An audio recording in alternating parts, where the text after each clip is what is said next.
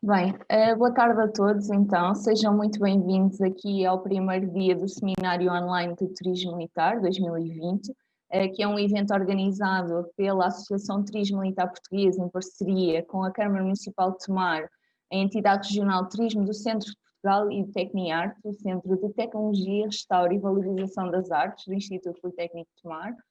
Antes de mais, gostaria de agradecer aos nossos oradores por terem aceitado aqui o nosso convite. E por estarem aqui presentes hoje, bem como a todos os participantes que nos acompanham na transmissão em direto. Vamos então dar início ao painel número 1, Turismo Militar e Património, Educação, Salvaguarda e Proteção. Aproveito para apresentar os oradores deste painel, o arquiteto Frederico Mendes Paula, secretário-geral da Associação Portuguesa dos Municípios com Centro Histórico, a doutora Isabel Vaz Freitas, diretora do Departamento de Turismo, Património e Cultura da Universidade Portucalense, e a doutora Patrícia Remelgado, diretora do pporto.pt. Começando pelas senhoras, e espero que o senhor arquiteto não se importe. Doutora Isabel, é um gosto enorme tê-la connosco. E antes de mais, qual é que é o papel aqui da Universidade Portucalense nesta questão do desenvolvimento do turismo militar em Portugal? Até porque é também um dos associados fundadores da Associação Turismo Militar Português, não é? Pois é verdade. Boa tarde a todos. Antes de mais, um agradecimento muito especial à Associação Turismo Militar pelo convite, em particular à doutora Lígia Mateus, que irá moderar esta sessão, e a todos os colegas do painel, uma boa tarde.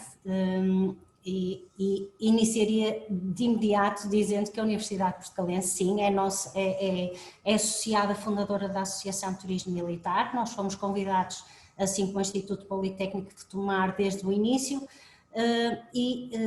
Porquê que fomos convidados? Talvez pelo nosso histórico. Portanto, a Universidade tem uma história desde 1986 de trabalhos no âmbito da história, do património, da conservação e restauro, e onde, claro, as temáticas ligadas ao património militar são fundamentais.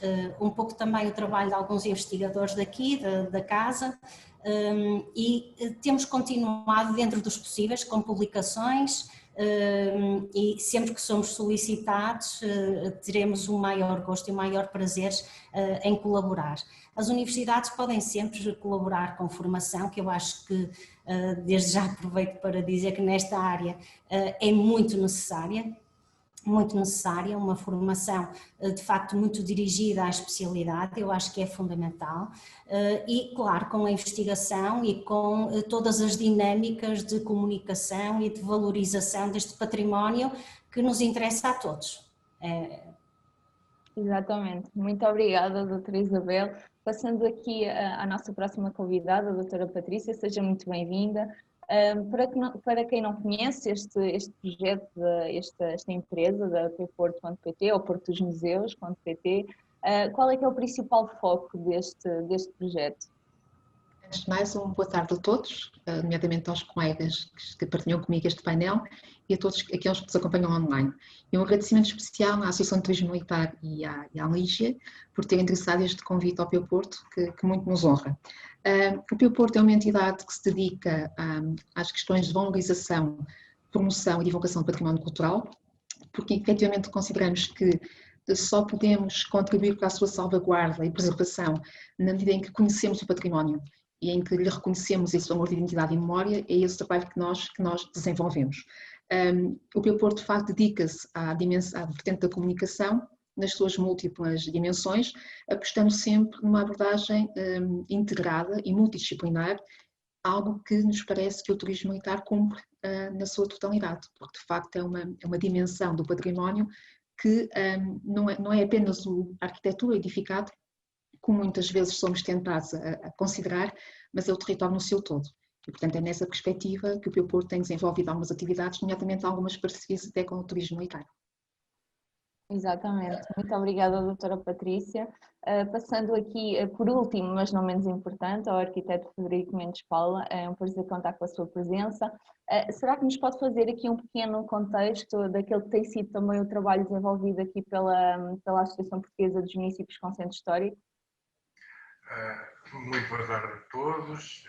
Quero agradecer, em nome da Associação Portuguesa dos Municípios com Centro Histórico, o convite que nos foi feito pela Associação de Turismo Militar Português, na pessoa da doutora Lígia Mateus. Quero saudar todas as pessoas que nos estão a ouvir neste momento e, em particular, as duas colegas do painel. A Associação Portuguesa dos Municípios com Centro Histórico é uma associação que tem 93 sócios efetivos, mais 8 sócios em processo de adesão. Portanto, digamos que virtualmente até já somos 101 associados. Isto é um universo complexo, muito grande, que abarca municípios de grande dimensão e com uma população muito grande, como Lisboa e o Porto, que são nossos associados, e depois abarca cidades de média dimensão e aqueles municípios do interior mais pequenos. Portanto, é um mundo muito heterogéneo e que, digamos que vive e tem as suas iniciativas por si próprio. Ou seja, o que eu quero dizer com isto? Grande parte da reabilitação e da própria gestão do património cultural é feito pelos próprios municípios. E nessa perspectiva, a associação em si, sendo uma associação de municípios, tem pouca ou muito pouca interferência nessa gestão. No entanto, nos últimos anos, começámos a desenvolver 2 projetos. Um deles, que é um projeto da criação de uma rede de fortificações, de 2 redes de fortificações complementares, uma que já está instituída na nossa delegação do Distrito da Guarda, com sede em Almeida, e que é a rede de fortificações da fronteira terrestre, digamos assim, da Raia, complementando-a com o desenvolvimento de uma rede de fortificações da fronteira marítima na outra delegação regional, que é a delegação regional do Algarve, com sede na cidade de Lagos. Paralelamente, nós desenvolvemos também o ano passado uma iniciativa que eu penso que foi de grande importância, porque fomos a Marrocos assinalar a efeméride dos 250 anos do abandono da Praça de Mazagão, que era uma data importante porque correspondia ao abandono da última praça portuguesa em Marrocos, e isso permitiu-nos estabelecer uma série de contactos e fazermos uma série de visitas, nomeadamente àquilo que é o património imaterial desta componente do património militar, que é, por exemplo, a Batalha de Alcácer Quibir, onde fomos visitar o campo de batalha e estabelecer uma série de contactos. Muito obrigada, Sr. Arquiteto, e já passaremos também a esta questão da internacionalização também da rede. Eu penso que é inevitável começar este debate sem fazer aqui um pequeno balanço também deste ano, não é? E desta situação que todos estamos a passar, que acaba por ser uma mudança abrupta aqui também no nosso cotidiano e na nossa forma de estar. Nós vimos também aqui os setores do turismo e da cultura serem também aqui um dos mais afetados por esta pandemia e obrigou a parar grande parte das atividades. Mas, por outro lado, assistimos também aqui uma reinvenção, não é, por parte das entidades e dos profissionais que trabalham neste setor, ou seja, surgiram aqui novas formas de comunicar o património, houve aqui espaço também para debates, troca de ideias e perspectivas sobre determinados temas, e acabou por promover aqui algumas sinergias e este trabalho em rede, não é? E lançando aqui a minha primeira questão e pensando concretamente no património histórico comunitário, à doutora Isabel Vaz Freitas, acha que aqui a mudança de paradigma pode ser realmente a chave para aproximar o público português, neste caso, ao património histórico comunitário nacional? Eu tenho algumas dúvidas, muito sinceramente, nesta mudança de paradigma. Será que é uma mudança de paradigma? Não sei se será. Eu creio que há aqui um desenvolvimento das tecnologias e de passagem para o virtual, mas de facto olhando, e nós sentimos o mesmo nas universidades, que exatamente o mesmo que sentem as instituições culturais, com toda a certeza, porque também temos comunicado um bocadinho com elas e sabemos da sua sensibilidade. Esta passagem para o virtual não é efetivamente um processo para continuar e um processo contínuo, constante. Faz-nos falta, nós somos seres humanos, seres emocionais, e faz-nos falta o contacto, faz-nos falta o ir aos lugares, faz-nos falta ver, emocionar.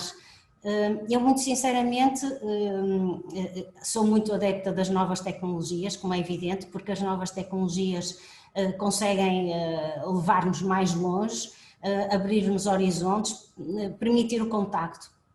Nós, através das novas tecnologias, conseguimos, e desta virtualidade, conseguimos contactar com o mundo inteiro rapidamente, muito rapidamente, é um clique e estamos a contactar com alguém no outro lado do mundo, mas de facto, sendo adepta das novas tecnologias, sou mais adepta ainda do presencial. Eu acho que há aqui em breve eu acho que voltaremos àquilo que é presencial e voltaremos ao contacto e por isso duvido um bocadinho desta mudança de paradigma. O que eu acredito sinceramente é no desenvolvimento tecnológico e isso sem dúvida como motor do contacto, como motor deste mundo pequenino, cada vez mais pequeno, e da atratividade, perdão. Como um complemento, não é? Certo, como um complemento, como chegar mais longe, mais rapidamente, mais assertivamente, comunicar mais, promover mais conhecimento, isso é de facto fantástico e sobretudo para as novas gerações.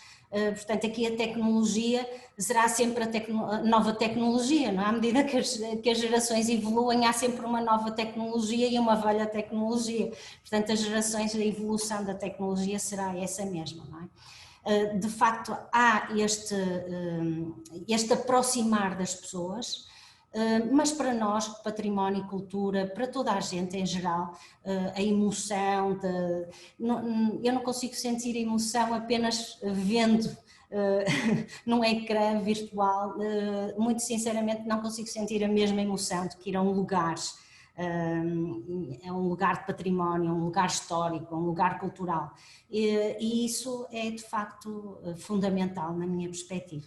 Por isso não acredito muito nesta mudança do paradigma para o virtual apenas e em pleno. Muito obrigada, doutora Isabel.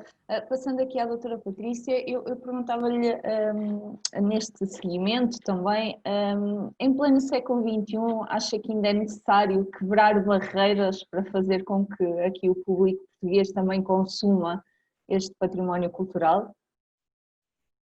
Sem dúvida que sim. Acho que isso é um trabalho contínuo que acontece nas universidades, e a doutora Isabel é um exemplo disso mesmo, e que acontece todos os dias nos lugares onde inúmeros profissionais de património trabalham no nosso país. Continuando um bocadinho e partilhando a opinião da professora Isabel, eu gostaria de dizer que de facto eu também não creio muito que iremos assistir a uma mudança de paradigma. Na realidade acho que nem é isso que nós desejamos. O que nós assistimos nos últimos meses foi à necessidade de nos reinventarmos e nos adaptarmos a uma realidade muito particular, que nos levou a fechar portas. E isso fez-nos descobrir, e para alguns foi mesmo a descoberta, para outros não foi mais do que reinventar aquilo que já possuíam, no sentido de que, mesmo de portas fechadas, conseguíssemos estar de braços abertos para quem nos chegasse de uma outra forma. De qualquer forma, aquilo que eu acho, e partilhando esta reflexão com colegas que trabalham na mesma área, aquilo que acho que é fundamental é reconhecermos de facto as ferramentas tecnológicas como isso mesmo, são ferramentas, são instrumentos, não substituem a experiência, não substituem um lugar, podem fazer-nos ter uma experiência diferente, uma aproximação diferente. Por isso acredito que aquilo que esta experiência tão particular nas nossas vidas a todos os níveis nos vai trazer no futuro ao nível do património é essa consciência ainda maior que podemos ter uma experiência ainda melhor, mas sempre visitando um lugar. E isso acontece também levando, transmitindo essa informação, essa experiência às pessoas. Por isso eu também concordo que só podemos, de facto, manter essa ligação com os públicos, todos eles, seja no âmbito virtual, que também acontece, seja no âmbito presencial, num esforço contínuo. Portanto, haverá sempre algumas barreiras para combater. Algumas de caráter físico, infelizmente também ainda existem, outras têm a ver com esta iliteracia para gerir e utilizar estas ferramentas, mas é sempre um trabalho contínuo que tem que ser feito em qualquer circunstância e que não vai, de certa forma alguma, ficar concluído quando pudermos regressar livremente aos nossos museus, ao nosso património, nomeadamente o património militar. Claro, exatamente. Obrigada, doutora Patrícia. Eu passava aqui ao senhor arquiteto. Na sua perspectiva, qual é que acha que é o papel aqui do turismo militar nesta questão do consumo do património e, neste caso, o património histórico-militar? Acha que o turismo militar pode, de facto, contribuir para haver aqui até uma consciencialização e sensibilizar aqui das pessoas e fazer com que as aproximemos também aqui esta questão do património? Eu gostava aqui de estabelecer 4 conceitos que eu penso que são muitíssimo importantes nesta ótica de alguém que tem estado ligado principalmente à reabilitação do património e à gestão das zonas históricas. Não é? E o primeiro é que o património militar, de facto, é um nicho, uma das componentes de um património mais vasto, que são, não vou falar do património isolado, não é, das fortalezas isoladas, mas dos centros históricos, ou seja, a cidade histórica cresceu condicionadíssima pelo próprio património militar, que era, digamos que, um espartilho. As muralhas são autênticos espartilhos dos centros históricos, por necessidades de defesa, os castelos, os quartéis, toda a logística, toda a composição e imagem dos centros históricos é indissociável da componente militar que tinha um peso que hoje não tem na construção das nossas cidades. E, portanto, eu penso que é importante dizermos que o património militar é uma parte do nosso património e é indissociável desse todo que é o nosso património edificado, e eu até diria que com todas as suas variantes e materiais e etc. Uma outra questão que eu penso que é importante salientar aqui é que, de facto, a visita ao património, a utilização do património é fundamental para a sua manutenção e para a sua reabilitação. Eu penso até que a reabilitação do património hoje não é um desafio que se coloca. Eu penso que é um desafio do passado. Nós hoje sabemos muito bem como intervir fisicamente nos imóveis. Temos esse conhecimento, sabemos quais são as técnicas originais de construção, sabemos trabalhá-las, sabemos utilizar técnicas de reforço compatíveis com as técnicas originais, só precisamos de financiamento e isso é também qualquer coisa que eu não direi que facilmente se encontra, mas basta haver o financiamento para podermos lançar intervenções. A grande questão, o grande desafio que nós temos é a gestão do património, porque nós não podemos reabilitar edifícios e depois fechá-los e eles começam-se a degradar nesse próprio dia. E, portanto, a gestão é importantíssima e é determinante para a própria sobrevivência do património, porque ele tem que ser vivido. E eu aqui passaria ao terceiro ponto, que é essa gestão deve pressupor, na minha opinião, a fruição do património pela própria comunidade.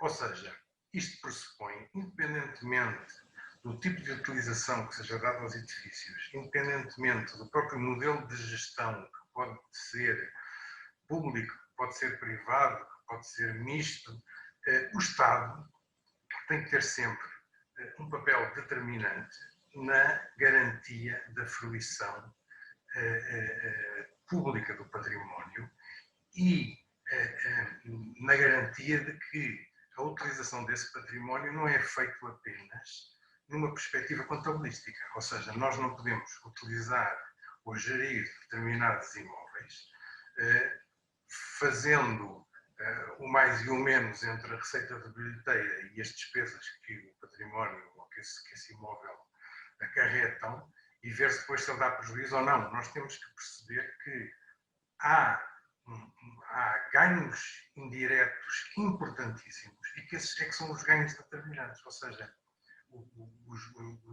os benefícios que a utilização do património trazem para a economia local são importantíssimos. E eu aqui daria um exemplo, o turismo massificado, por exemplo, como temos em muitos lugares, eu direi na cidade onde eu trabalho, em Lagos, nós temos caminhonetes de turistas que vêm, sobretudo na época baixa, e trazem centenas de pessoas que param, vão visitar o museu. De facto, o museu tem uma receita de bilheteira, digamos assim, importante, mas as pessoas chegam 20 minutos depois vão-se embora. E esse turismo não beneficia nada à comunidade. Por outro lado, o turismo cultural, familiar, digamos assim, está muito mais aberto a interagir com a própria comunidade, visita os locais com muito maior tranquilidade e está muito mais aberto também a uma oferta mais alargada que permite que essas pessoas, no fundo, contribuam para essa tal economia local.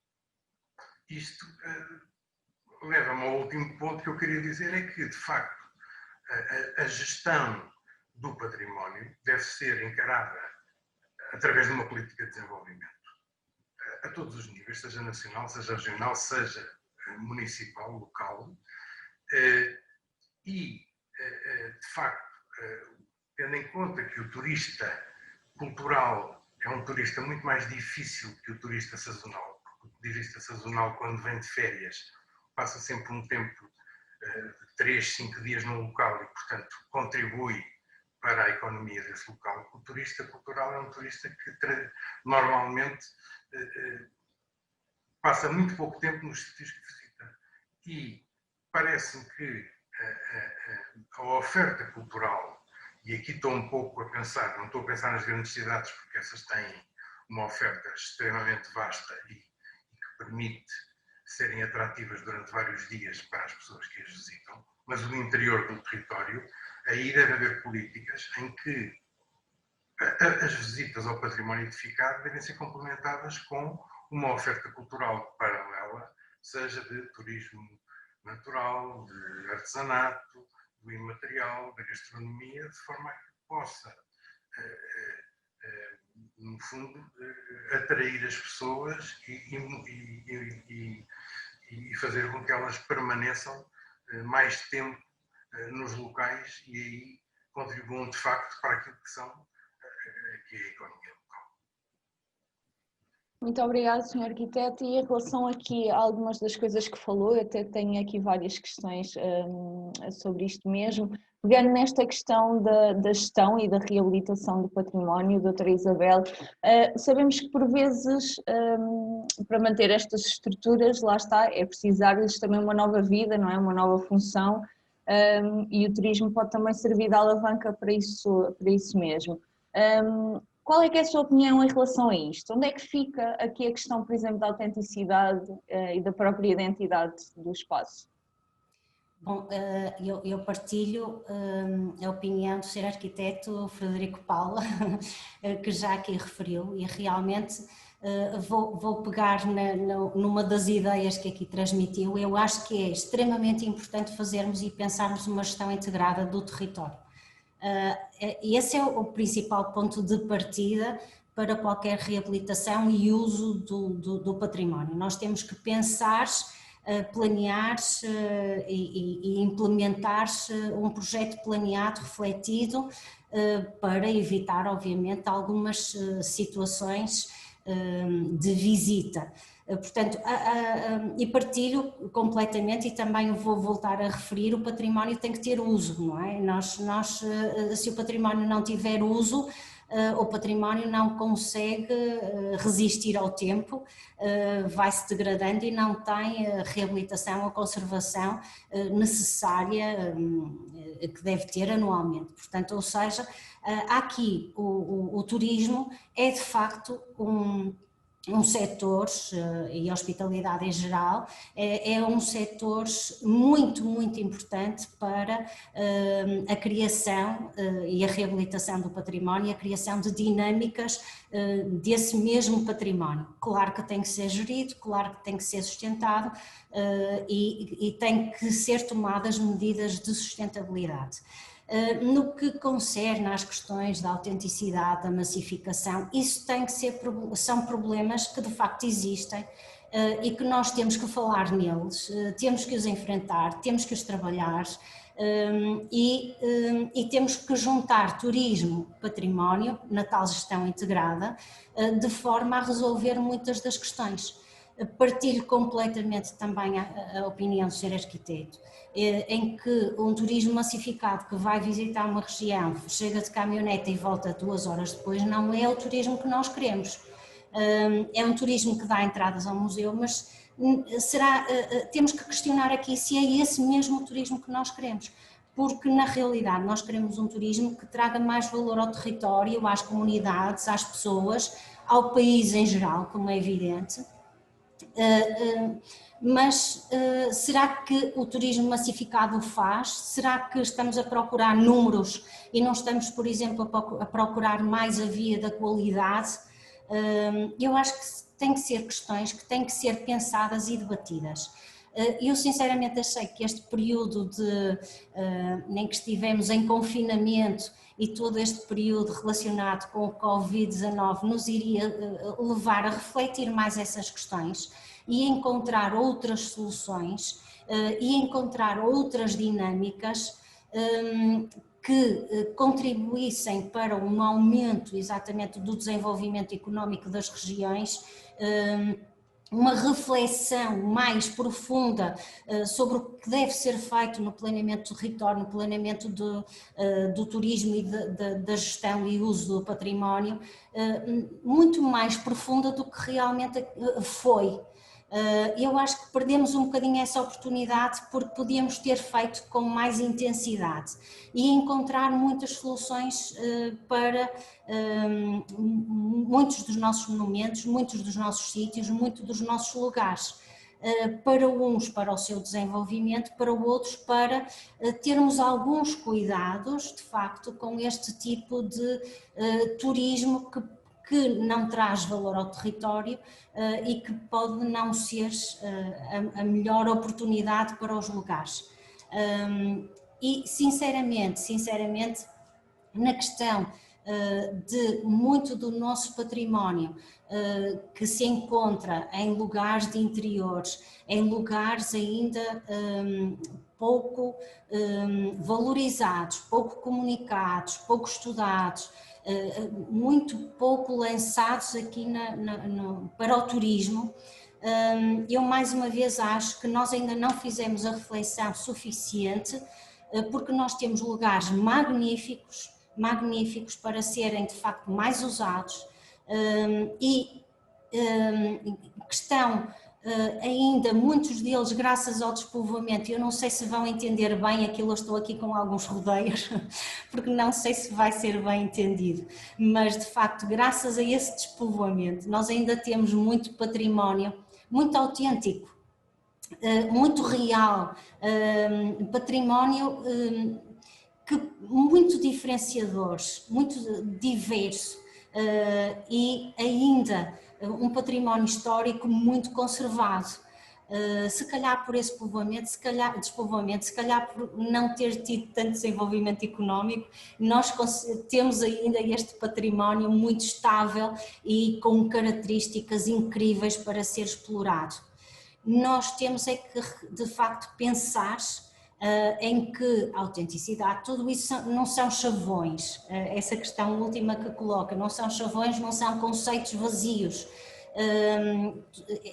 esta identidade tem que ser garantida, porque é isso que nos pode trazer visitantes e visitantes de qualidade e visitantes que possam comunicar e trazer desenvolvimento para o território e para as comunidades que nele estão implementadas. Portanto, diria, para responder um pouco à sua questão, que aqui o essencial é pensarmos mesmo na gestão integrada do território, pensarmos em novas centralidades do território, que eu acho que isso está um bocadinho a ser desenvolvido, novos hubs desse território, uma espécie de hubs com outras conexões, com outras ligações, e pensar também, obviamente, na manutenção, digamos, na salvaguarda, na proteção desses valores históricos que ainda existem no nosso território e, deixe-me dizer, muitos deles que podem ser explorados no âmbito do turismo militar.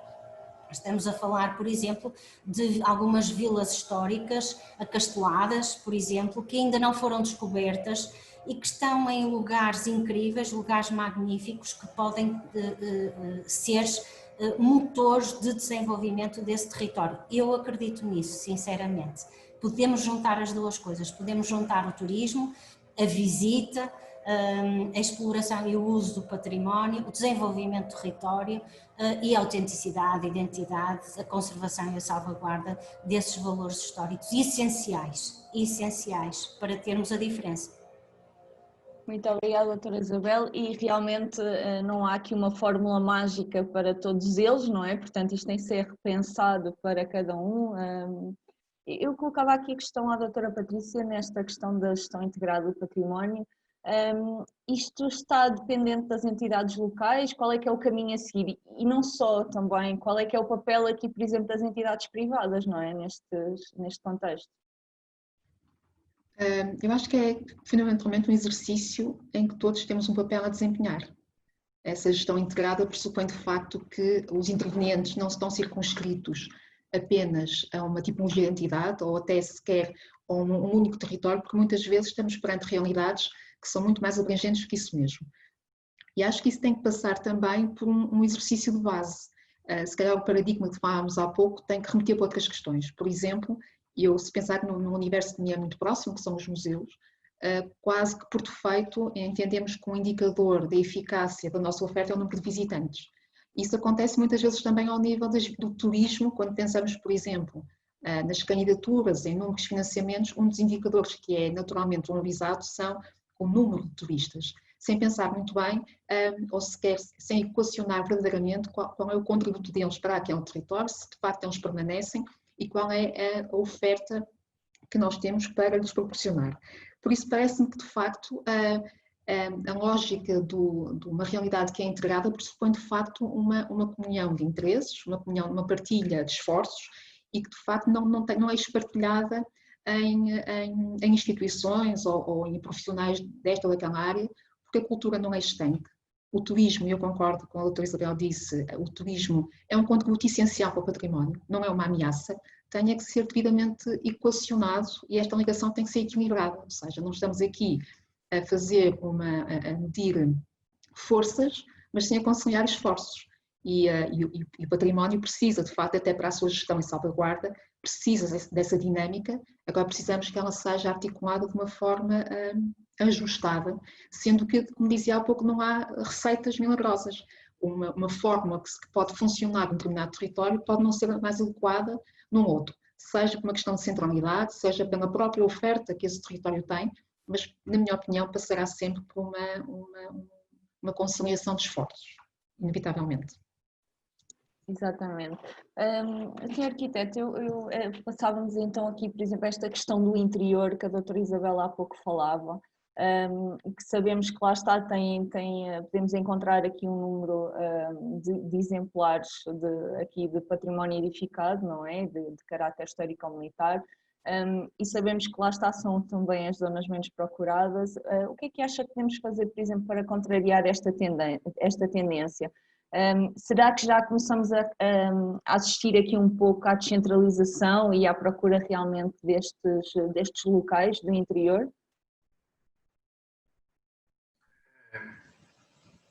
Este período da pandemia parece que trouxe alguns indicadores segundo os quais muitas regiões do interior tiveram o seu melhor ano turístico.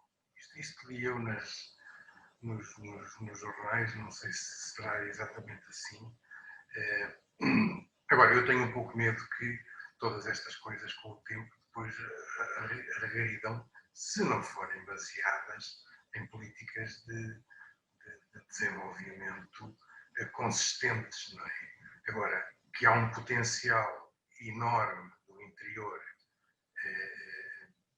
um potencial enorme turístico do interior, é verdade, apesar de o sol e a praia, a costa, continuar a ser, digamos que, uma primeira opção para muita gente. Também não nos podemos esquecer que este ano houve muita gente que não saiu de Portugal e provavelmente essas pessoas que não saíram de Portugal provavelmente iriam para o estrangeiro com objetivos mais culturais, digamos assim, e que no fundo, voltaram para o interior do território porque não queriam ir para as zonas mais turísticas.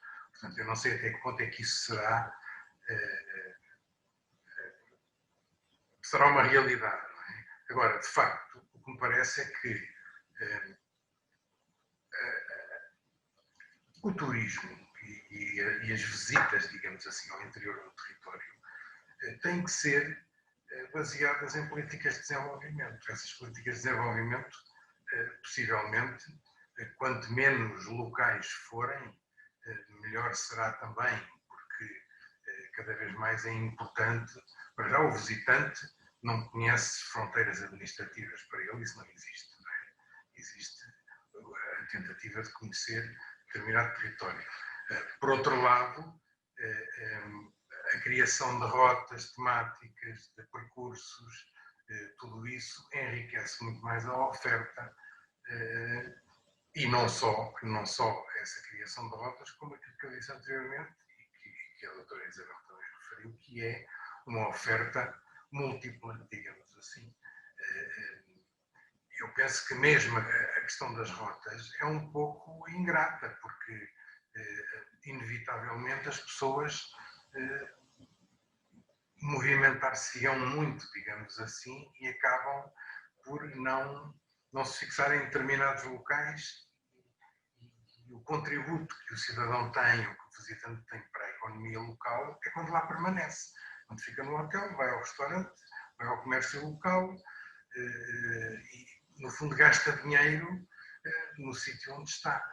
Se a pessoa passa amanhã num sítio, passa a tarde noutro, depois vai dormir ao outro, tendencialmente até fica nas cidades maiores a dormir e depois durante o dia faz umas visitas pelos locais mais pequenos, onde pouco deixa, pouco contribui para essa economia.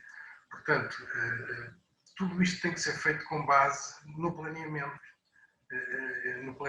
e com base em políticas de desenvolvimento, ou seja, tem que haver aqui um investimento no turismo, no interior, um investimento no próprio património e na oferta cultural combinada com outros tipos de turismo, nomeadamente o turismo de natureza, é importantíssimo, e a gastronomia, não é? Que sejam tão atrativos para quem quer descansar, mas tem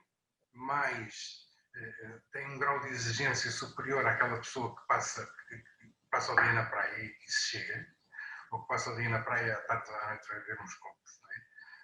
Aquela pessoa que quer combinar, no fundo, o descanso com a cultura, terá que ter motivos suficientemente atrativos para permanecer nesses locais, senão será muito difícil criar essas condições. Eu vou-lhe dar um exemplo que não é em Portugal, porque é um exemplo de um projeto que neste momento estou a desenvolver, que é o projeto do Centro de Interpretação da Batalha de Alcácer Quibir em Alcácer Quibir.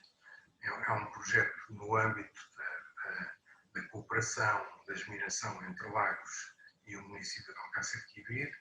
É um projeto muito complicado, porque já tem uma carga emocional muito grande dos dois lados, e então é muito difícil nós conseguirmos ter uma posição concertada, sem fugirmos um pouco àquilo que é o derrotado e o vencedor, mas no fundo vamos tentar fazer na casa onde supostamente Dom Sebastião esteve sepultado durante uma série de semanas após a batalha e que foi adquirida pelo município de Alcácer Quibir para instalar o centro de interpretação, faremos um centro de interpretação que será o ponto de partida para as visitas ao campo de batalha e àqueles locais emblemáticos ligados com a própria batalha. E uma coisa que foi importantíssima, que foi o papel dos renegados, daqueles milhares de portugueses que ficaram em Marrocos, convertidos, e que lá tiveram um papel importantíssimo na modernização do próprio Estado.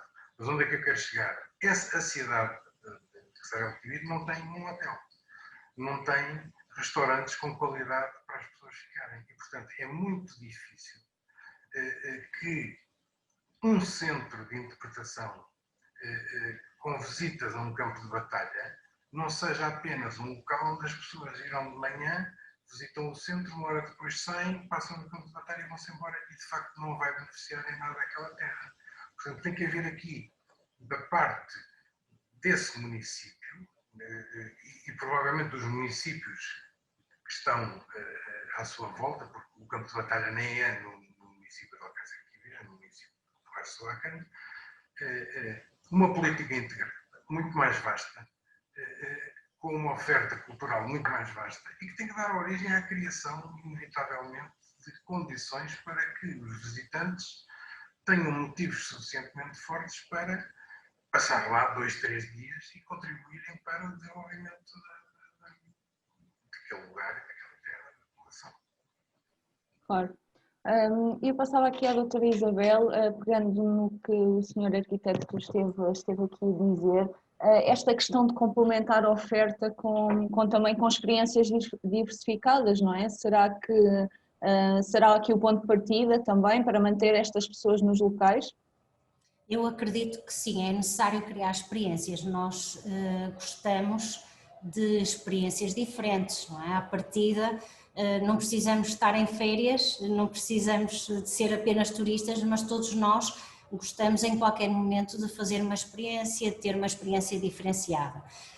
E acho que essa é a grande aposta também para o património e nesta ligação óbvia com o turismo. Mas não só, também com as comunidades locais, não é? Inclusive com as escolas e com a população. Nós trabalhamos muito o turista como visitante e muitas vezes esquecemos que também a comunidade local é um ótimo visitante e que pode de facto ter várias experiências ligadas a esse mesmo património. Os museus fazem bastante e as instituições culturais estão muito ligadas às comunidades e as comunidades são de facto aqui um peso fundamental, inclusive para criar aquilo que a doutora Patrícia conhece bem, que são as experiências de cocriação. As experiências de cocriação que são fundamentais, ou seja, o turista mais o agente ou atores da comunidade podem de facto criar experiências culturais diversificadas e estamos a falar desde as artes à gastronomia, aos vinhos, estamos a falar em criatividade, estamos a falar portanto na inovação, na criatividade ligada ao património, na criação de experiências. As experiências são muito de sentidos. Nós gostamos de sentir, de amassar o barro, gostamos de degustar um bom vinho ou um prato local, portanto todas essas experiências associadas ao património podem ser integradoras e podem ser motivadoras de um aumento do turismo. Agora, como dizia o Sr. Arquiteto Frederico Paulo, que haja infraestruturas também para promover esse tipo de experiências. e por isso é preciso pensá-las, uma vez que, por exemplo, a nível internacional, o turismo criativo é um turismo já com bastante adesão, portanto há muitas pessoas que procuram por mais variados motivos experiências culturais diferenciadoras, portanto que sejam diferentes da sua própria cultura, para irem conhecendo outras sociedades, outras culturas, outros países, outras regiões, outras regiões urbanas ou rurais, que sejam diferentes daquela onde habitam e que possam de facto promover essas experiências culturais, como aprendizagem, como o querer alargar horizontes pessoal, etc. Eu acredito, sim, para responder à sua questão, muito que cada vez mais temos que procurar junto das instituições culturais esse envolvimento da comunidade local e de todos os atores das comunidades locais e regionais, no sentido de aumentar aqui as conexões e as ligações, os links, não é? Com os turistas que nos visitam e promover a tal ligação aos locais e às comunidades que é tão importante, e a fixação do turista por mais que um dia, por mais que 2 horas, nos mais diversos locais, em particular alguns locais que por norma podem oferecer uma cultura riquíssima, que é a nossa. Nós temos um país muito diversificado em termos culturais, não é? É aquela ideia que toda a gente partilha, que andamos 50 km e temos coisas completamente diferentes, património diferente, hábitos culturais completamente diferentes, costumes diferentes, festas diferentes, etc. E temos que aproveitar de facto essa diversidade que temos e explorar ao máximo. Deixe-me só acrescentar uma coisa, não quero monopolizar o tempo, mas acho que é muito importante também promovermos a motivação das comunidades neste sentido, porque de certa forma o que nós temos analisado aqui em vários projetos de investigação que temos feito é que a nível local os residentes estão muito desmotivados com o seu próprio património e a sua própria cultura, não o valorizam, defendem-no, protegem-no, que é uma atitude curiosa. Isto, pelo menos em algumas regiões, é claro que um trabalho de investigação vale o que vale na sua generalidade, mas em alguns casos que temos visto, surpreende que são demasiado protetores, são muito protetores, que é muito bom, do seu património, têm esta vinculação ao seu lugar, não é? Na questão dos lugares, identificam-se bem com esses lugares, é aquilo que se chama o attachment ou o sense of place.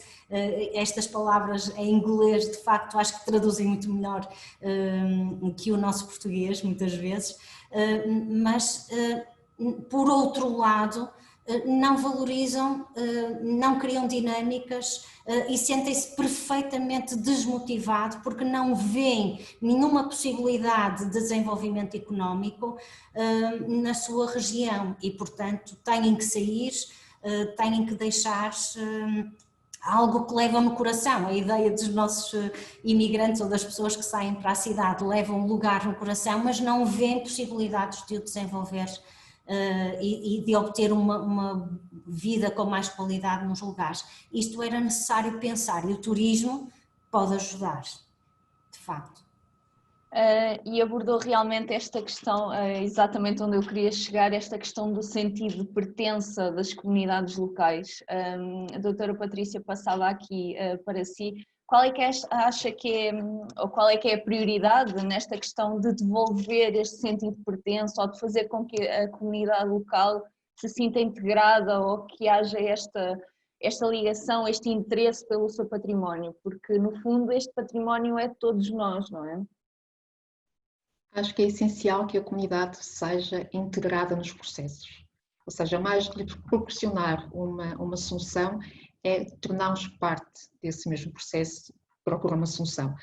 Ainda há pouco o arquiteto Frederico falava da questão das rotas e o que nós assistimos muitas vezes é que de facto a rota não é mais do que um percurso, um lugar de passagem, faz um mapa que se oferece às pessoas. Quando aquilo que se pretende com uma rota, e isso está muito bem identificado no Conselho Europeu das Rotas Culturais, e nós temos belíssimos exemplos em Portugal de rotas que de facto promovem essa visão integrada da realidade. É justamente isso, que a rota seja uma realidade estruturada, em que os vários intervenientes tenham um papel a desempenhar, que beneficiem cada um dentro daquilo que são as suas competências dessa realidade. Isso muitas vezes é uma lacuna. Nós temos centenas de rotas que na prática não funcionam como tal. Portanto, eu acho que esse vínculo, essa identidade, essa memória, acho que todos nós temos de alguma forma. Acho que até faz parte do nosso ADN, essa ligação à terra, aquilo que nos identifica, mesmo quando, em rigor, podemos não interpretar na totalidade o significado de determinado património, mas sentimos como nosso e temos orgulho nisso. Eu acho que começa por aí. Por um lado, a educação patrimonial torna-nos mais capazes de conhecer e preservar. Nós, efetivamente, defendemos com muito mais convicção aquilo que conhecemos. Por outro lado, se conhecemos, tornamos cidadãos mais conscientes e mais capazes de desempenhar a nossa cidadania. Se a isso juntarmos a capacidade de envolver os cidadãos, torná-los parte da solução e não criar animosidades que são naturais, sobretudo quando não percebemos o que é que se está a passar e nos sentimos excluídos. Nos últimos meses isso acalmou um pouco, porque a situação atual nos impede de viajar, como muitos de nós fazíamos, não só em Portugal, mas lá fora, mas nos últimos anos assistimos com muita frequência comunidades inteiras a manifestar-se contra o turismo e contra tudo aquilo que isso significa. Porque, de facto, a certa altura parece que assistimos, não direi um descontrole da situação, mas a algo que não envolve as pessoas e que, de certa forma, até as atira para fora daquele contexto. E acho que, a partir do momento em que nós as envolvemos, podemos potenciar essa característica que acho que é intrínseca a todos nós, que é gostarmos do que é nosso, termos orgulho do nosso país, nas nossas coisas, na nossa realidade, e se tornará esse processo muito mais fácil, certamente que sim. E realmente esta questão do património faz sentido exatamente com as pessoas, porque é para as pessoas, não é? Ainda a doutora Patrícia, por exemplo, em relação aqui no que diz respeito aqui ao público infantil, como é que podemos aproximar aqui as crianças também ao património e desenvolver desde pequenas, não é? Este sentido de pertença, este fator que o património é realmente nosso, temos que preservá-lo, temos que usufruir dele, temos que o divulgar de certa forma. O que é que temos de fazer? Aí as escolas têm um papel fundamental, porque é aí que as crianças desde a idade entram em contacto com essa realidade e com as pessoas no sentido mais abrangente do termo.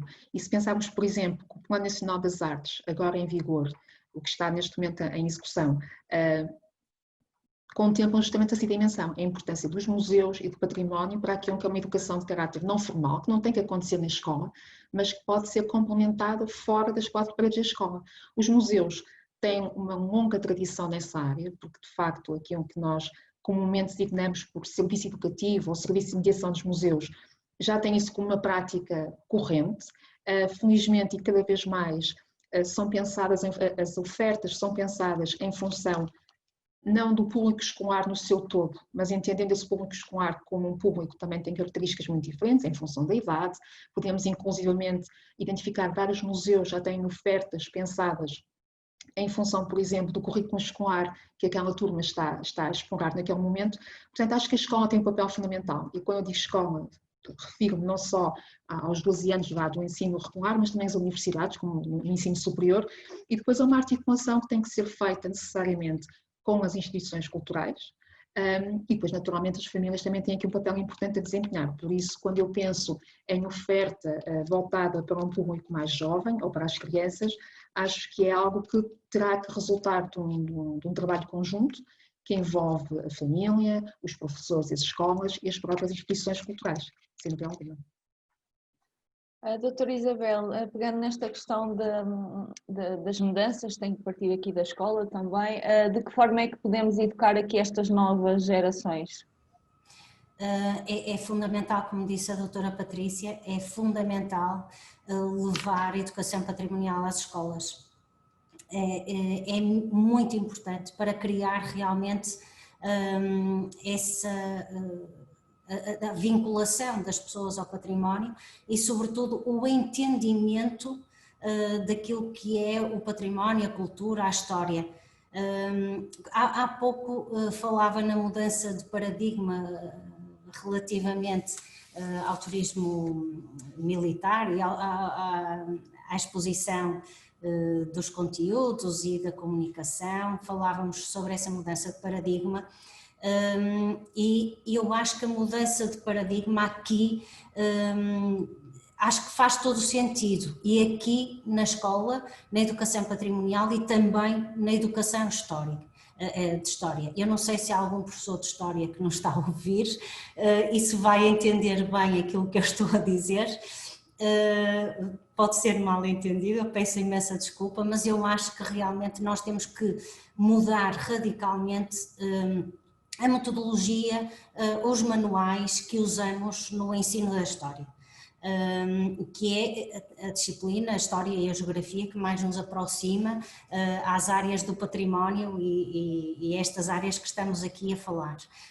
E no que toca à mudança, entenda-se na mudança da metodologia da história e nos manuais, há que criar alguma motivação nas novas gerações, que eu acho que os museus têm conseguido muito bem, como disse a doutora Patrícia, com todas as atividades e que têm realizado para as escolas. Têm sim eles usado novas metodologias que muitas vezes não se usam tanto em sala de aula, mas o próprio manual tem que mudar radicalmente para que os alunos entendam a importância da história e sobretudo desenvolvam o gosto pelo conhecimento da história, do património, da cultura. Tem que haver aqui uma educação, pensar na educação patrimonial, sim, em contacto e em conjunto, em articulação com todas as outras disciplinas também, acho que isso é importante. Como a doutora Patrícia referiu também, é uma atitude cívica, mas é mais, de facto, esse gosto, essa emotividade que nós podemos conhecer quando estamos perante uma obra de arte ou um monumento ou um acontecimento histórico. Nós só conseguimos passá-la se tivermos uma transmissão e uma comunicação que possa ser entendida facilmente, sobretudo em camadas mais jovens, e eu agora vou voltar à tal veracidade, à tal autenticidade que também é muito necessário, e isso leva-me a outra questão, que é a questão do storytelling, ou as histórias da história, como prefiro as histórias da história do que propriamente o storytelling, porque na realidade esse storytelling ou essas histórias são muito motivadoras e muito importantes para motivarem crianças, jovens, adultos, séniores, todas as camadas da população para aquilo que é a cultura e o património. Tem que, de facto, aqui tenho algumas reservas, como tem sido feito e como se tem desenvolvido esse storytelling. Tenho visto coisas não tão boas como seria de esperar, porque é muito importante fazer essa ponte com os profissionais do património, da cultura, da história, para que efetivamente passe uma boa mensagem, passe uma mensagem verdadeira, passe uma mensagem que seja apelativa, motivadora, que interesse e da melhor forma. Portanto, terá que ser um conjunto de disciplinas. Aqui as tecnologias serão muito importantes também para motivar, sobretudo as camadas mais jovens, mas de facto a educação patrimonial e a escola têm um papel fundamental e que devia ser urgentemente revisto. Eu não vejo as políticas da educação a falar em educação patrimonial, o que é de facto uma pena, no meu entender, porque conseguiríamos ir muito mais longe, conseguiríamos ir, se calhar, a um desenvolvimento muito mais rápido do nosso território, a um entendimento muito mais rápido do nosso território, se de facto essa educação patrimonial existisse também nas escolas. Claro. A senhora arquiteta, em relação a esta questão da educação patrimonial, acha que aqui as autarquias também têm um grande peso, não é? Nesta questão até da sensibilização para a educação patrimonial, tem sido feito algum trabalho neste sentido.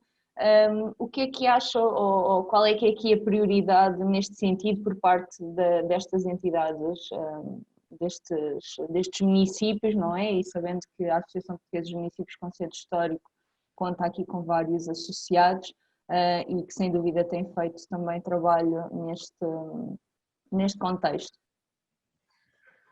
Eu penso que, como já foi dito pelas minhas duas colegas, o envolvimento das escolas é fundamental, não é? E desde muito cedo, ou seja, terá que ser todo este interesse, todo este amor e este orgulho por aquilo que é nosso, porque o património é isso mesmo, é aquilo que nos pertence. Deve começar numa idade muito tenra, não é? Em que os miúdos consigam, entendam que de facto aquilo que ali está é a sua própria história, é a história dos seus antepassados, é a sua cultura no fundo, e é importantíssimo haver essa educação. No entanto, é claro que ela tem que se materializar depois em formação. Ou seja, não só em formação de guias, portanto, as pessoas têm que depois, localmente, serem capazes de ter gente competente e com conhecimentos para mostrar aos visitantes aquilo que têm e mostrá-lo de uma forma profissional e com competência, não é? Como formação ao nível das próprias técnicas de intervencionar o património e de gerir o património, que permita que localmente existam técnicos habilitados a fazer esses trabalhos. Não é? Isto está um pouco fora da minha área, como é evidente. O envolvimento dos mais novos e das escolas, porque não tem sido esse propriamente o meu trabalho. Mas penso que basicamente é isso. Eu posso lhe dar um exemplo, e vou voltar aos exemplos que eu conheço, porque eu acho que nós devemos falar é daquilo que, no fundo, que conhecemos. Eu fiz 2 ações de formação para guias turísticos marroquinos sobre património da origem portuguesa em Marrocos. Eu percebi perfeitamente que eles não conhecem o património que lá têm, que é o património comum, o tal património partilhado, não o conhecem, não o sabem explicar, não sabem porque que ele é assim, porque é que tem aquelas características. E eu tive 2 ações de formação interessantíssimas, uma em Marrakech para guias turísticos séniores, portanto, pessoas que deveriam ter uma formação nesse âmbito e não tinham por questões, eu penso que basicamente culturais. Eu penso que a mentalidade está um pouco a mudar, porque deixou de haver, de certa forma, a vergonha do país ter sido ocupado e aquele património não ser, digamos que, originário do país. Mas depois tive uma ação de formação em El Jadida para jovens, em que formei 60 pessoas para visitas à cidadela portuguesa de Mazagão, e que foi um trabalho extremamente interessante e gratificante, porque as pessoas todos receberam um diploma no final. Não sei se esse diploma depois tem alguma validade em termos de saída profissional, mas as pessoas aprenderam imenso, no fundo, sobre a sua história e sobre a sua própria cidade. Eu não sei se poderei aqui falar um pouco da internacionalização, se acha que caberá aqui. Não, era exatamente essa a minha próxima questão, se quiser falamos exatamente disso, da questão aqui de uma rede internacional de turismo militar, e se realmente há espaço para isso também nesta fase, não é? Sim, eu penso que as redes têm que ser redes com alguma coerência, ou seja, nós não podemos criar redes de fortificações que não tenham uma certa homogeneidade, uma certa característica comum, e é por isso mesmo que são rede. Não é? Eu dou o exemplo da Almeida que começou pelo princípio, que foi constituindo um centro de estudos de arquitetura militar, fazendo parcerias transfronteiriças com Ciudad Rodrigo. Esse centro de estudos está perfeitamente instalado na própria fortificação da Almeida, com um pequeno auditório, com uma loja, está perfeitamente estabilizado, e a própria relação com Ciudad Rodrigo é uma relação de candidaturas a fundos comunitários que se tem desenvolvido ao longo de anos, mas neste momento há um papel importantíssimo da Câmara da Almeida, que é a liderança ao processo de classificação a património mundial das fortalezas abaluartadas da Raia. São processos difíceis, neste momento envolvem cerca de 5 fortalezas portuguesas, mas é evidente que a Raia, se é uma fronteira, tem um lado cá e tem um lado lá. Agora, não há dúvida nenhuma que o processo de classificação ao património mundial, ou o reconhecimento do valor patrimonial em termos de património mundial, vai trazer um aumento exponencial do número de turistas, como, por exemplo, conheceram outras cidades, Évora, Guimarães, Sintra, desde a altura em que foram classificadas. Nós, em Lagos, não começámos pelo princípio, porque não tivemos ainda a capacidade de instituir esse centro de estudos, mas também não tem. Isso não foi um problema e não teve uma consequência negativa. Mas começámos precisamente pela instituição da rede. E instituímos essa rede através de uma série de acordos. Começámos por Marrocos, por ser o nosso vizinho aqui ao lado, e pensámos que temos que ter acordos de cooperação suficientemente fortes de início e com programas de ação a curto, médio e longo prazo, antes de abrirmos a rede, porque senão tudo isto se dilui e tudo isto pode não correr bem, digamos assim. É evidente que a cooperação ao nível patrimonial entre Portugal e Marrocos já tem uma história com alguns anos, desde a recuperação do Torre de Argila pelo arquiteto Viana de Lima, o projeto da Catedral de Safim de João Campos e a colaboração com o Centro de História de Além-Mar, hoje Centro de Humanidades da Universidade Nova de Lisboa, nas escavações em Alcácer Seguer, Mazagão e Azamor. Nós, com o protocolo assinado, começámos por acolher, depois de fazermos a primeira ação de formação em Marrocos, acolher estagiários do Ministério da Cultura marroquinos em Portugal, concretamente no Algarve, para uma semana de formação nos equipamentos culturais da região. Depois fizemos a segunda ação de formação em Mazagão e neste momento temos, de facto, esse projeto, que é um projeto de grande dimensão do Centro de Interpretação da Batalha e, ao mesmo tempo, uma série de outros projetos que têm a ver com cooperação mais ao nível da cultura, de concertos, de trazer artesãos, de trazer músicos e só com um relacionamento sólido, e isto constrói-se muito com base na confiança e na amizade, nós poderemos partir para ações mais consistentes, por exemplo, envolvendo o turismo de Marrocos e, neste momento, tentando envolver também os operadores turísticos portugueses, no sentido de serem eles também a promover uma série de visitas a roteiros no fundo, da presença portuguesa naquele país, que possam ser um complemento ou uma alternativa àqueles percursos que existem das cidades imperiais ou das ilhas ao deserto, e isto não beneficia só o país Marrocos, beneficia-nos a nós também, porque isto terá contrapartidas depois em sentido contrário,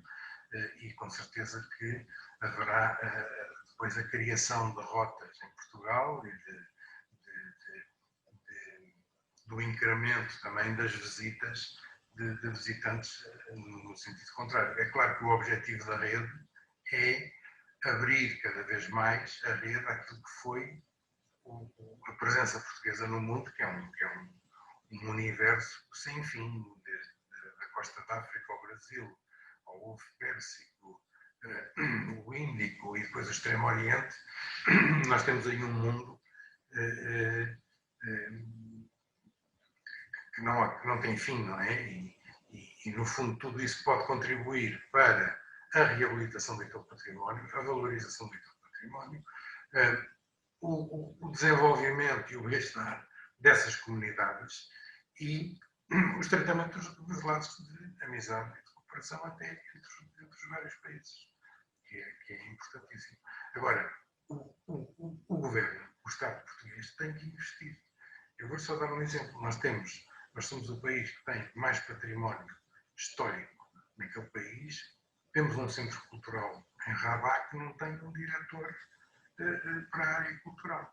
Espanha, que tem uma presença muito mais baseada naquele período do protetorado, tem 9 institutos Cervantes, todos eles com o seu diretor cultural, e isto acaba por trazer depois para a Espanha outros benefícios, porque atrás das relações culturais vêm as relações comerciais e vêm muitas outras coisas. E são estes os problemas, digamos assim.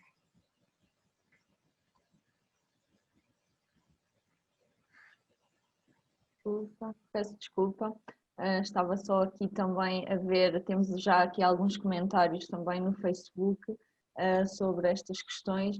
Muito obrigada, Sr. Arquiteto. Em relação a esta questão da internacionalização, eu passava aqui a palavra também à doutora Isabel Vaz Freitas, e mesmo em relação a esta colaboração entre Portugal e outros países, há espaço para isso neste momento? Ou esta questão, porque assim, nós assistimos...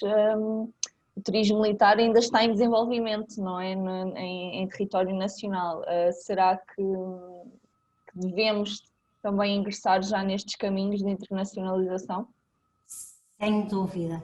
Aliás, desde as nossas primeiras reuniões da associação, as reuniões, portanto, da equipa de trabalho, que eu defendo que era muito importante o turismo militar, defendo isso desde a primeira hora, olhar para o património português no mundo. É de facto, o património português no mundo, bem, não é bem de influência portuguesa, não é? Isto é um bocadinho duvidoso dizê-lo, de influência portuguesa no mundo. Isto porque o Sr. Arquiteto já o disse, de facto pode esta ligação, estas redes, esta internacionalização pelo património no mundo, que é incrível, vastíssimo, com elementos de uma riqueza que muitas vezes nós nem encontramos em Portugal similar, é de facto esperar o retorno definitivamente com sucesso, porque com toda a certeza que os guias turísticos que o Sr. Arquiteto esteve a formar em Marrocos, esses guias vão falar em Portugal aos seus turistas, aos seus visitantes, vão falar em Portugal, vão abrir aqui a curiosidade para saber e para conhecer Portugal e para vir e visitar Portugal, mas sem dúvida nenhuma. Portanto, é este retorno que nós, pelo património português no mundo, podemos, e o turismo militar tem aqui um campo vastíssimo. Não é só o militar, obviamente, é todo o património no seu geral, mas tem uma área vastíssima para explorar, porque toda a história de ligação do património português no mundo também se liga a conflito, se liga a defesa, se liga a esta ocupação de território, portanto há elementos militares extremamente importantes. Eu acredito nestas redes, mas 100%, começando de imediato pelo património português no mundo, não duvidaria de o fazer. Aliás, a Universidade Portucalense, no curso de património, tinha uma unidade curricular de património português no mundo, que era, por acaso estava sob a minha alçada, era a regente dessa disciplina. E o que nós verificamos é que os alunos e os portugueses não têm a noção daquilo que é o património português no mundo na sua totalidade, não existe noção, não existe. E era muito bom começar por aí, exatamente por causa desse retorno quer de estrangeiros que visitam esses países, esses monumentos, nos quererem visitar, assim como também os residentes. Agora, acredito que, como disse a doutora Patrícia, para as rotas, as redes têm que também funcionar. As redes também têm que funcionar e têm que estar bem articuladas e têm que ter alavancas para o seu desenvolvimento. Por exemplo, o Sr. Arquiteto Frederico Paulo sugeriu, identificou aqui uma que terá sucesso, sem dúvida nenhuma, assim esperamos todos, que é a de Património Mundial das Fortalezas de Fronteira. Será uma rede interessante que tem esta alavanca do património, da qualificação do património, da classificação do património mundial. Temos que encontrar alavancas nestas redes, nestas plataformas, para que elas funcionem. De facto, eu fiz aqui há um ano atrás, creio que é a publicação de um ano ou 2 no máximo, uma publicação sobre redes no âmbito do turismo criativo, redes e plataformas. E o que nós vemos é que no âmbito desse, especificamente do turismo criativo, elas não funcionam, não estão em rede, não têm, estamos a falar das plataformas internacionais, não têm atualizada a informação, não têm a comunicação articulada, portanto há uma série de questões que falham gravemente, assim como falham nas rotas e como já disse a doutora Patrícia. É preciso pegar nos bons casos, nos casos, como falou o Sr. Arquiteto, em alguns, e de certa forma replicar sempre que possível, ou então partir já do trabalho feito, já do conhecimento feito, para de facto pôr as coisas a funcionar. Isso é um pensamento fundamental, mas acredito plenamente que esta será, para mim seria, a plataforma do Portugal no mundo, seria sem dúvida o primeiro passo para esta internacionalização do património português. Ele já está internacionalizado, ele já está globalizado, é só conhecê-lo. Exatamente, e em relação a esta questão destas plataformas que têm surgido também nos últimos anos, por vezes não é só a estruturação da oferta, mas também a gestão desta informação, não é? É preciso mantê-la, atualizá-la, isso por vezes é um desafio. Doutora Patrícia, em relação a esta questão da internacionalização, e não falando apenas do património português no mundo, mas esta rede podemos dizer que é uma rede internacional de turismo militar, né? Acaba por já dar aqui os primeiros passos, e eu penso, por exemplo, aqui em questões como um projeto na Napotep, que relativamente aqui às invasões francesas, temos também a rede europeia dos Templários. É realmente este o caminho a seguir, esta questão da rede internacional? Parece-me que é pelo menos um dos caminhos a seguir. Por um lado, o funcionamento em rede muitas vezes confere escala, que de outra forma não é possível, e permite de facto essa valorização, essa promoção do património. E há também outra dimensão que me parece muito importante, que é a partilha de experiências. Nós também aprendemos com os outros, e essa colaboração em rede permite-nos sempre crescer de uma outra forma. Por isso, não sendo certamente o único caminho a seguir, é certamente um caminho importante.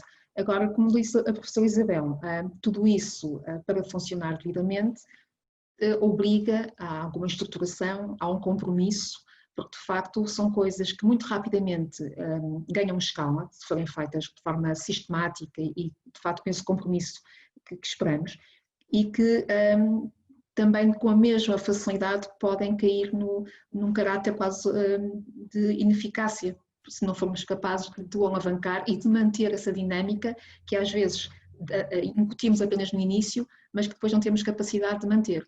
Mas parece-me que é essencial, no sentido não só da promoção, mas também de uma aprendizagem conjunta entre parceiros e de outros territórios, certamente que sim. Esta troca de experiências, não é? Também é bastante positiva.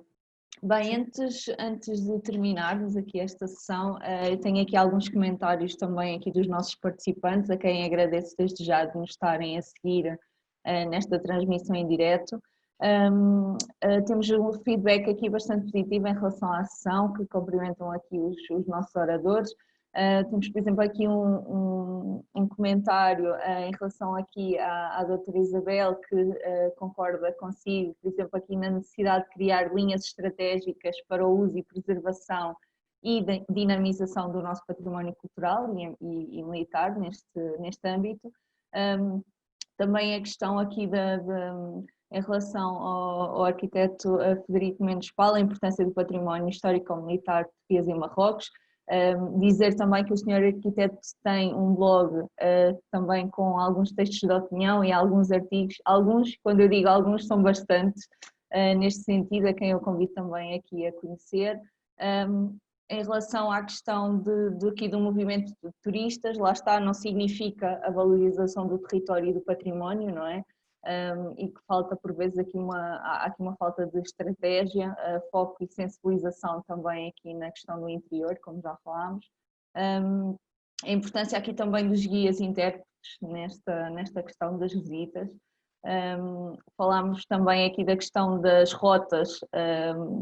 Por exemplo, os nossos ouvintes falam aqui também da questão das placas, por exemplo, nas autoestradas, que apenas indicam determinados locais. Falta também a valorização, por exemplo, destas atividades e qualificação de critérios, e temos que criar realmente aqui mais experiências. Eu não vou estar a ler, já são imensos comentários, mas agradeço a todos os nossos participantes. Antes de terminar, deixava só aqui então a palavra aos nossos oradores, não sei se querem deixar aqui alguma mensagem também a quem nos está a ouvir, aqui algum último conselho, uma mensagem também de esperança aqui nesta fase. Passo a palavra aqui à doutora Isabel.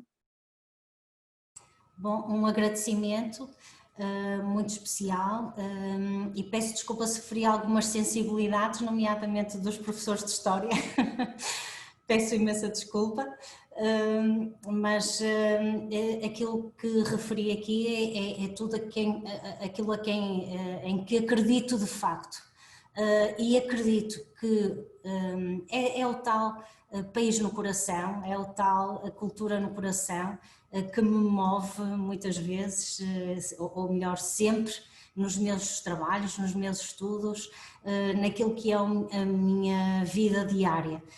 E eu acredito neste Portugal cultural, acredito neste Portugal patrimonial, que tem tanto para oferecer, tanto para conhecer, tanto para nos levar e proporcionar experiências magníficas, experiências únicas.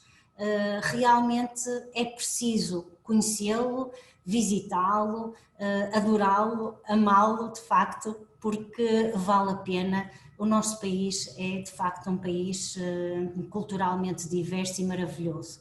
É a minha paixão pelo património a falar, e com isto me despeço.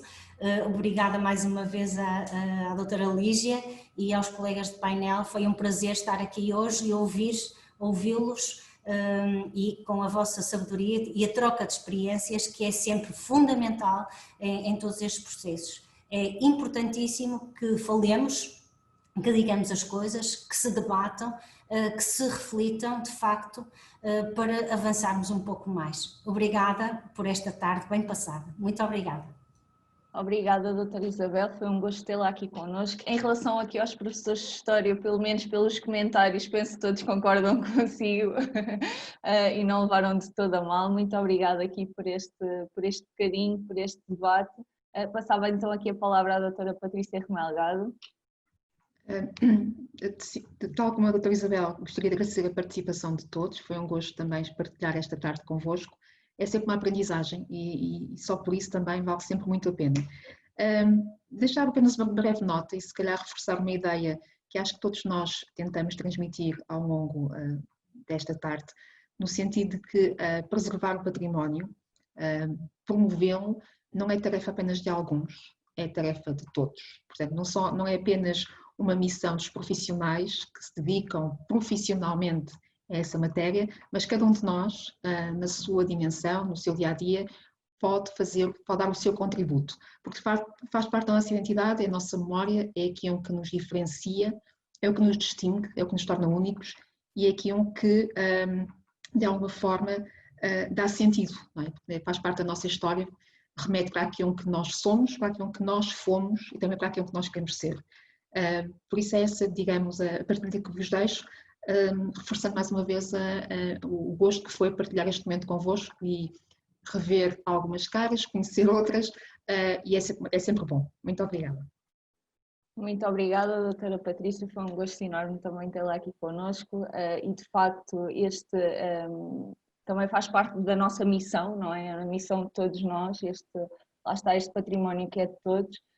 Deixava então por fim aqui ao Sr. Arquiteto Frederico Mendes Paula, que será sempre o último, mas não menos importante, como referi há pouco, deixar sempre as senhoras para... em primeiro lugar, não é? Penso que seja também um cavalheiro aqui neste assunto. Exatamente. Deixava então aqui a palavra ao Sr. Arquiteto. Bom, eu pegava naquilo que disse a doutora Isabel e a doutora Patrícia quando se falou no novo paradigma. Espero que não haja um novo paradigma, que nós possamos, em 2021, voltar à nossa normalidade e voltarmos a ver, cheirar, ouvir aquilo que são os ambientes e os lugares de que estivemos aqui a falar. Gostava de dizer, no caso da Associação Portuguesa dos Municípios com Centro Histórico, que as nossas ações principais previstas para 2020 foram todas adiadas, foram adiadas para 2021. Mantemos no dia 28 de março do ano que vem a comemoração do Dia dos Centros Históricos em Tavira. Temos na Calha, a meio do ano, um seminário em preparação precisamente sobre a fronteira terrestre e a fronteira marítima, que seria um seminário que se desenrolaria em Almeida e em Lagos sobre o tema e que faria um balanço, digamos, daquilo que estamos a fazer, e depois teríamos o nosso encontro nacional em Almada, que este ano não se realizou. É claro que fazer um encontro nacional para os tais 90 e tal municípios tão diferentes uns dos outros tem que ser sobre um tema que seja transversal a todos e que ao mesmo tempo permita uma abordagem dos vários pontos de vista, e por isso escolhemos como tema precisamente turismo e centros históricos, é o que vamos debater para o ano que vem, e ainda bem, porque vamos debatê-lo não no seguimento de um ano cheio de turismo e com normalidade, mas num ano em que tudo isto foi posto em causa e que nós possamos colocar outras questões, pensar se calhar de outra maneira e perceber, afinal, também que erros é que tínhamos cometido anteriormente e como é que devemos caminhar nesse sentido. Quero agradecer o convite mais uma vez, saudar todos os que nos estão a ouvir, as minhas colegas de painel, e até sempre. Muito obrigado. Muito obrigada, Sr. Arquiteto. Espero que possamos estar juntos então nestes eventos do próximo ano e debater também essas questões. Eu agradeço mais uma vez a todos os nossos oradores, foi um prazer tê-los connosco. Espero, lá está, que na próxima ou no próximo seminário do ano que vem que possamos realmente estar todos presentes, seja em modo presencial neste caso, porque penso que já está tudo um pouco cansado também destas plataformas, de certa forma, não é? Falta este contacto com as pessoas, com os profissionais da área, e deixo também aqui o convite para a todos os nossos ouvintes e também aqui aos nossos oradores para assistirem ao nosso segundo dia de seminário, que será amanhã às 15 horas, com o tema Turismo Militar e Inovação, Marcas e Produtos, que contará aqui com a presença de alguns profissionais da área também, portanto fica o convite e também que nos sigam aqui através das nossas redes.